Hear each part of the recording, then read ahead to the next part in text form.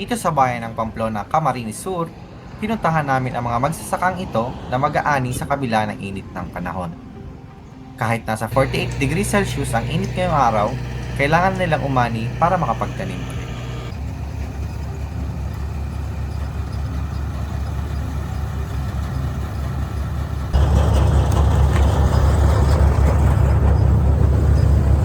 Dito ay nakausap ko ang isang magsasaka na nagngangalang Dano. Pilit niyang nilalabanan ng init ng panahon para makapag-ani at may taguyod ang kanyang pamilya. Tinanong namin siya kung ano ba ang mga kalaban nila para magkaroon ng magandang ani. Aram ang laban kang ginili, siyempre si magatakan daga, di yung gay puan sa mga rumpiali, patubig. Para na yung gay, huwag para kuyan ang daga, para gatak. Saka minsan nag-aasa na lang bagang kami sa ano kang uran. Kada kulang bagay ang pagkinabang pang nag-uran. Para dahil magatak na marayan sa tuyang tinatanuman mi para Sa matinding init, yan. grabe ano na Grabe matagas na marian daga, nagaratak. Oh. Minsan sa gastos man kang ano sa pagtanom sa ano aroy, minsan may taratarabla, minsan ugaman. Grabe ang sakripisyo sa pag-ano ng farmer. Para sa mo sir, para sa inyong mga parauma. Kamusta man ang laban nindo sa init? Ano man ang mga ginigibo nindo para di ka mo masyadong Ay na taga zero pag ng tubig. Sakit magparababad sa Sinubukan ko silang tulungan para maranasan ko ang buhay nila sa tuwing panahon ng ani. At ang masasabi ko ay napakahirap pala ng kanilang ginagawa. Sa kabila ng matinding init ay kailangan pa nilang buhatin ang mga sako ng palay. Nasubok dito ang lakas ng resistensya ko at talagang masasabi ko na napakahirap at nakakapagod ng kanilang ginagawa.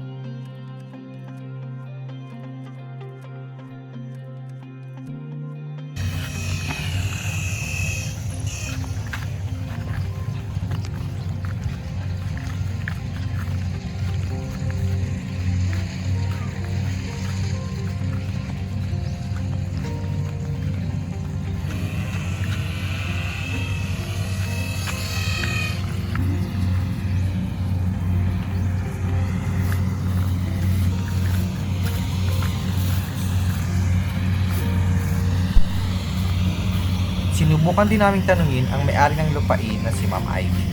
Ukol sa kung papaano niya inaalagaan ang kanyang mga tauhan at kung gaano ba kahirap ang pagsasaka. Maray na aga po, ma'am. Ano po ang pangaran po nindo? Ako po si Ivy Pasistal Dolor. Okay po. Kamusta man po, ma'am, ang pag-aani po nindo? Ayos man be, nakakabawi man. Kabawi man. Paano po nindo na-maintain po ang farm po nindo? Tsaka si mga nag-aani po, si mga nagtatrabaho po sa indo. Ang pag-maintain kang sa raw farm, ang init mo talagang i-maintain dyan, ang sa imong mga tauhan. So dapat, ang mga tauhan mo, naaalagaan mo sindang maray. Satisfied sinda sa sweldo, sa pagkakan, as in, ang sa indang labor na tinatao sa imo, may kaibanan malasakit. Aron kaya ng pag-maintain kang sarong patrabaho. Ang maintenance igdiyo sa farm, may ano man kaya siya, may calendar ang pagpapatanom. Kung naarin ka maabono, kung naarin ka ma-spray, kung naarin ka mapatanom, so sinusunod mo yan. Okay po. Sa pagpaani po nindo niya, nakakabawi man po ba kamo sa mga ginastos po nindo araw po kahit sa pag-spray po, pang-abono, pagtanom? Meron kaming logbook So nakalagbok ang gabos na samuyang gastos. Si Huriming pagpaani, naggastos kaming nasa 50,000. So 50k siya. Ang samuyang inani nasa 90 sacks. So nagbenta akong mga 75 sacks lang siya. Ginabot siyang nasa 78,000.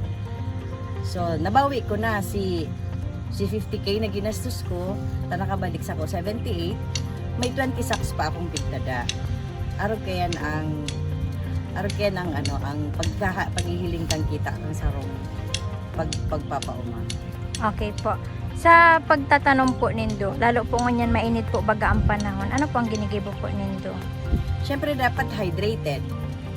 Hydrated ang mga trabahador. So iyan, i-make sure ko kaya na may supply ng tubig. Tapos pag may nagpupuo ng pagtrabaho. Nganing pag-araw kaniyong mainito na, tapos na ang trabaho. Mabalik naman sila pag medyo na masyado ang peak kang init. Apa.